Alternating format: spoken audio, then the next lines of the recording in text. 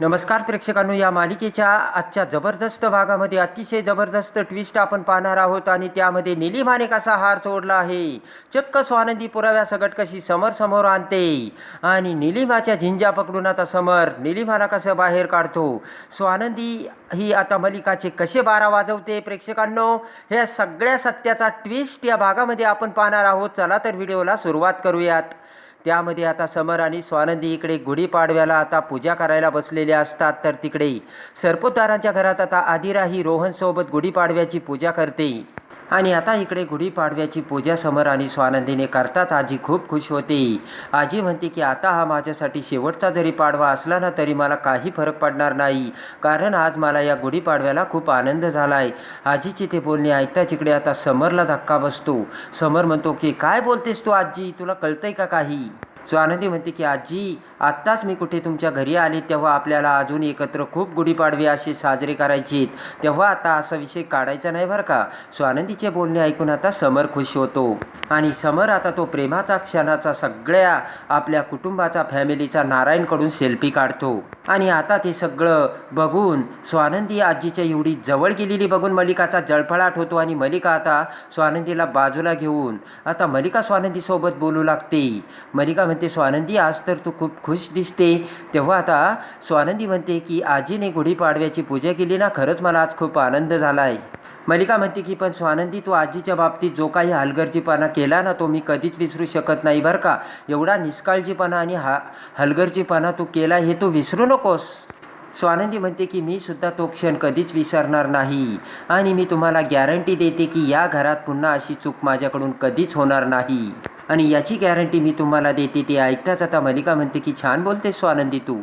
मलिका म्हणते की पण तेवढ्याने भागत नाही. असे बोलून स्वानंदी राजवाड्यांचं घर चालवायला ना छातीमध्ये धमक लागते. मलिका म्हणते की मला नाही वाटत तुझ्या धमक आहे म्हणून, कारण तुला फक्त काही महिने झाले त्या घरात येऊन आणि मी 25 वर्षे हे राजवाड्यांचं घर सांभाळते स्वानंदी. आमच्या घराण्याचे हे सगळे दागिने तुला मिळाले स्वानंदी, त्यामुळे सगळ्या काही जबाबदाऱ्या आता तुझ्यावरती पडल्यात. आणि हसतच मलिका म्हणते की त्यामुळे तुला साहजिकच वाटत असेल स्वानंदी तू या घराची मालकीन झाली. खरं सांगू का, पण तसं नाही आहे बरं का स्वानंदी. मलिका म्हणते की त्याचं कसं आहे, या घरातील राजवाड्यांची सगळी नाती तुला माहिती नाही आहे. आणि लगेच आता स्वानंदी म्हणते की काकू, मला तुम्ही रिमाइंड केलं ना त्याबद्दल खरंच तुमचे आभार. पण मी तुम्हाला सांगते, नात्यांची वीण जी आहे ना ती काळाने नाही तर जिव्हाळ्याने घट्ट होते, नाही का. किती वर्षांची सोबत आहे हे महत्त्वाचं नाही, आपण एकमेकांची किती साथ दिली हे महत्त्वाचं असतं आणि एकमेकांच्या अडीअडचणींना सामोरे जात आपण कसे एकमेकांसाठी उभे राहिलो हे घरासाठी महत्त्वाचं असतं. असं मोलाचा सल्ला आता स्वानंदी मलिकाला देते आणि यानेच नात्यांची वीण घट्ट होते असे मलिकाला आता स्वानंदी सांगते. नातं किती वर्षाचं जुनं आहे याला महत्त्व नाही, त्या नात्यामध्ये किती ताजेपणा टिकून आहे हे महत्त्वाचं असतं असे स्वानंदी मोलाचा सल्ला मलिकाला देते. आणि स्वानंदी म्हणते की आता मी सुद्धा या घरात आले राजवाड्यांची सून म्हणून ना तुमच्याकडून या सगळ्या गोष्टी हळूहळू शिकेन बरं का. असे म्हणत आता स्वानंदी मलिकाकडे बघत हसू लागते आणि एकदम मानाने आता ताठ मान करून मलिका समोरून आता स्वानंदी निघून जाते. तर मलिकाचा पुन्हा एकदा मोठा जळफळाट होतो. आता इकडे अर्पिता अंशुमन बेडरूममध्ये असतात. अंशुमन आता रागाने लालबुंद झालेला असतो आणि लगेच आता अंशुमन म्हणतो की एवढी डोक्यावर एवढ्या जिन्यावरूनही म्हातारी पडली तरी वाचलीच कशी काय. आणि लगेच आता अंशुमन म्हणतो की आप्पी, आपलंच बॅड लक आहे बरं का. अर्पिता म्हणते की त्याच वेळेस आता ती स्वानंदी आणि दादा तिथे आला होता. जर आजी जिन्यावरून पडली आणि लवकर जर तिला ट्रीटमेंट मिळाली नसते ना तर आजी गेली असते. अंशुमन, दादा आणि स्वानंदी आजीला हॉस्पिटलमध्ये वेळेला घेऊन गेले म्हणून आजी वाचली. अंशुमन असे सांगताच इकडे पाठीमागून दरवाजा उघडून मलिका तिथे येते. डोक्याला हात लावत मलिका म्हणते की नुसतं टेन्शन. तर अंशुमन म्हणतो काय झालं मॉम. आणि लगेच आता मलिका म्हणते ही स्वानंदी आता डोक्यावरून डोईजड होत चालली आणि मला अक्कल शिकवायला लागली. अर्पिता म्हणते की मग काय करायचं आत्ता. आणि इकडे आता मलिका म्हणते की त्या आजीच्या आसपास आता समरच नाही तर स्वानंदीसुद्धा कंटिन्यू असते. आणि मलिका म्हणते की स्वानंदी बाबतीत मोठी चूक झाली आहे माझ्याकडून. आता मला कळतंय स्वानंदीला हलक्यात घेऊन आता काही उपयोग नाही आहे आणि ती स्वानंदी आता घट्ट पाय रोवून या घरात उभी राहिली आहे असे आता मलिका बोलते. आणि आता मलिका म्हणते की फक्त म्हातारीलाच नाही तर आता समर आणि स्वानंदीला सुद्धा आपल्या मार्गातून दूर करावे लागेल. अंशुमन, जोपर्यंत ती स्वानंदी ढालीसारखी त्या म्हातारीसमोर उभी आहे तोपर्यंत त्या म्हातारीला काहीच होणार नाही असे आता मलिका त्यांना सांगते. मल्लिका म्हणते नाही नाही मल्लिका, आता एका दगडात तुला 3 पक्षी मारावे लागलेल आणि त्यासाठी काहीतरी मोठाच प्लॅन करावा लागेल. अंशुमन म्हणतो मॉम आता काय करायचं? तर मल्लिका म्हणते की आता आपल्याला शांत राहावं लागेल अंशुमन. मल्लिका म्हणते की एकही वार आता वाया जाता कामा नाही, कारण शत्रू आता सावध झालाय आणि आता मल्लिका म्हणते की आपण जो घाव घालू तो लागलाच पाहिजे. आणि बोट करत आता मल्लिका म्हणते की फक्त अंशुमन एक वेळ येऊ दे त्या म्हातारीचा ना, मी कायमचा बंदोबस्त करून टाकते. आता इकडे स्वानंदी ही सकाळी गणपती बाप्पा समोर येऊन गणपती बाप्पाची पूजा करते डोळे झाकून. स्वानंदी आता गणपती बाप्पाला म्हणते की देवा, फक्त बाप्पा मला एकदा तो पुरावा माझ्या हातात येऊ दे आणि समर राजवाड्यांना दाखवू दे, म्हणजे आनंद आणि निकिता निर्दोष आहे हे मला लवकर सिद्ध करता येईल. त्याच वेळेस पाठीमागून समर तिथे येतो. स्वानंदी म्हणते की एकमेकांना दोघे जण पुन्हा एकत्र भेटले पाहिजे आणि राजवाड्यांना सत्य कळालंच पाहिजे. समर आता त्याच वेळेस स्वानंदी समोर येऊन उभा राहतो. स्वानंदीने डोळे मिटलेले असतात तर समर गणपती बाप्पाला हात जोडून उभा राहतो आणि त्याच वेळेस आता स्वानंदी एकटक लक्ष देऊन ती प्रार्थना करत असल्याचे बघून हात जोडून समर म्हणतो की बाप्पा, स्वानंदी मॅडम किती एक जीवाने प्रार्थना करतायत, तेव्हा त्यांच्या मनात जी इच्छा असेल ती पूर्ण होऊ दे आणि त्यांच्या मनात जे काही असेल त्यांच्या मनासारखं होऊ दे बाप्पा, अशी प्रार्थना आता समर करतो. आणि स्वानंदी आता समरकडे बघते तर समर आरती घेतो. स्वानंदी म्हणते की तुम्ही कधी आले ना, मला कळलंच नाही. समर म्हणतो तुम्ही देवाकडे काहीतरी डोळे झाकून मागणं मागत होते त्यावेळेस मी आलो. आणि आता स्वानंदी म्हणते मग तुम्ही काय बोलला देवाशी? समर म्हणतो मी काय बोलणार, मी एवढंच म्हटलो की तुमची जी इच्छा असेल ती पूर्ण होऊ दे.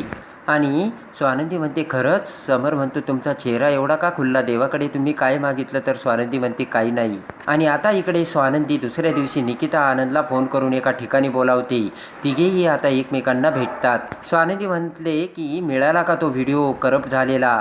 तर आता आनंद म्हणतो नाही ना, आम्ही पाठवलाय तो, पण तो माणूस आता फोनही उचलत नाही. पण तेवढ्यात तो माणूस येतो. आनंद त्या माणसाला म्हणतो की तो फोन का उचलत नव्हता? हार्ड डिस्क घेऊन गेलाय. आणि लगेच तो माणूस म्हणतो सॉरी, ट्रेनमध्ये होतो आणि माझ्या घरी प्रॉब्लेम झाला होता. आनंद म्हणतो की आमच्याही घरी प्रॉब्लेम होता.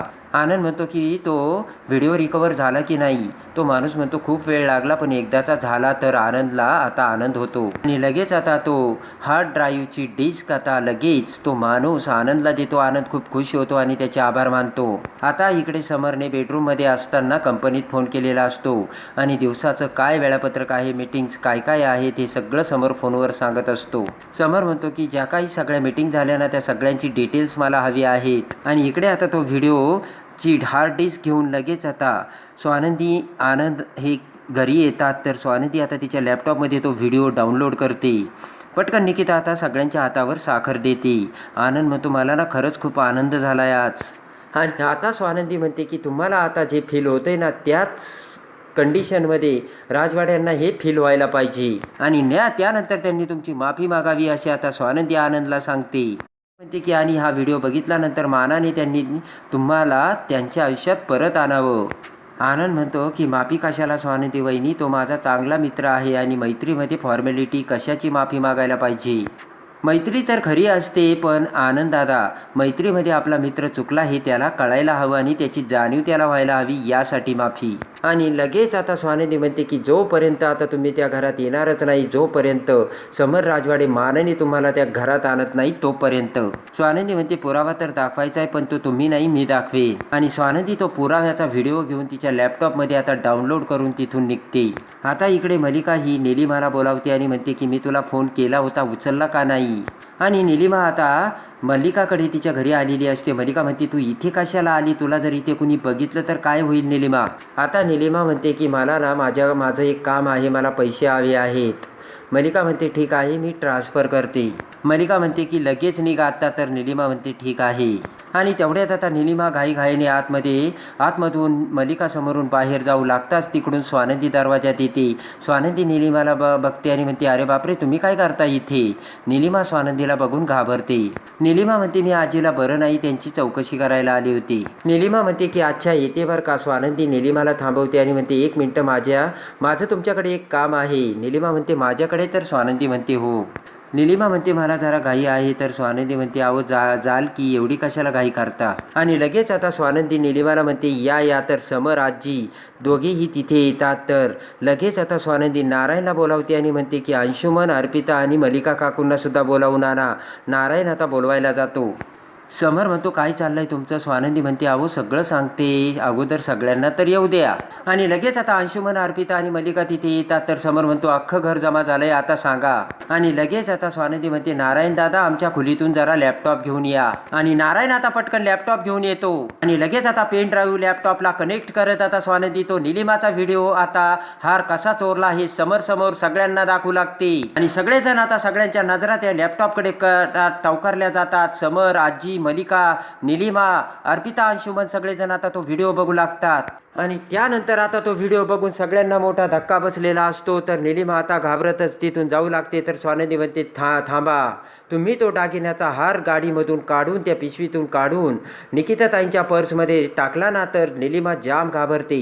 स्वानंदी म्हणते की आत्ताच्या आत्ता खरं सांगा नाहीतर मी पोलिसांना बोलावीन. तर आता सगळं काही पोपटासारखे भडाभड सत्य बोलून निलिमाने आता तो हार मल्लिकाने त्यांना तिथे ठेवल्याचे आता सांगितल्यामुळे आता समरला मोठा धक्का बसतो. आनंद आणि आपल्या मैत्रीच्या नात्यामध्ये एवढा मोठा गैरसमज पसरवणाऱ्या निलिमाचे सत्य ज्यावेळेस आता समोर येते. समरच्या काळजाचा ठोका चुकून सरकलेली असते ती पायाखालची जमीन. समर हा फक्त बघतच राहतो. आणि आनंद एक निर्दोष होता आणि आपण आनंदवर आणि त्याच्या मैत्रीवरती गैरसमज दाखवला हे सत्य समोर स्वानंदीने अंताच उडालेला असतो. तो सगळ्यात मोठा धमाका. तर आता निलिमाला बोट करत त्याचा जाब विचारून आता समर मल्लिकाला कशी शिक्षा देणार आणि कोणती शिक्षा देणार.